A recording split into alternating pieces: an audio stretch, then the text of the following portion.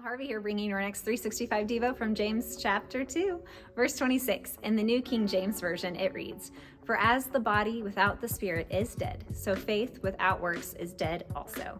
I actually really want to encourage you to read all of James chapter 2 this week. It is a powerful, powerful chapter. James is one of my favorite books in the Bible, but this specific chapter is just so rich and so good, and it's such a good reminder of how we should be living every day. And in James chapter 2, it references Rahab, which is actually what I taught my kids on Sunday. We talked about how her boldness to bring in the spies and send them out safely saved her family. She didn't even serve this God that the Israelites did, but she knew that they were coming and that it was going to change Jericho. And so she chose to save them, which ultimately saved her family through the scarlet cord that was outside of her window. And her name is in Jesus's genealogy. So her identity was changed from Rahab the prostitute to part of Jesus's line just because of a bold choice to put faith to work. And I actually did a couple examples with my kids of what it looks like to have dead works.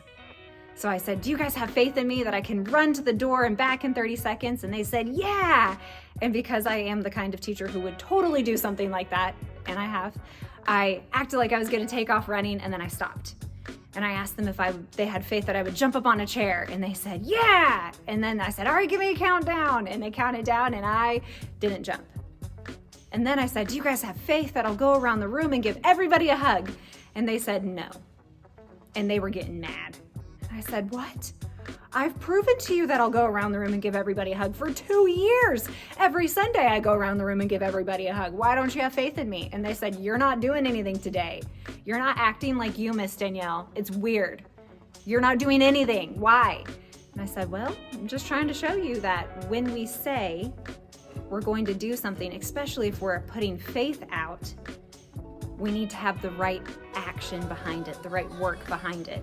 I said, "We're praying for anger to break off in here, and we're praying for self-control in here. And if you have an opportunity to practice self-control with a sibling or maybe at school, and you put the wrong action to it, that means something. We need to be people of character. We need to be people of integrity who has the right reaction and the right work and the right response when people have put their faith in us, when Jesus has put his faith in us. Let's be people who honor that and do it well so that our faith isn't dead." So that's what I talked about with my kids on Sunday, and that's my challenge for you this week, Dexter.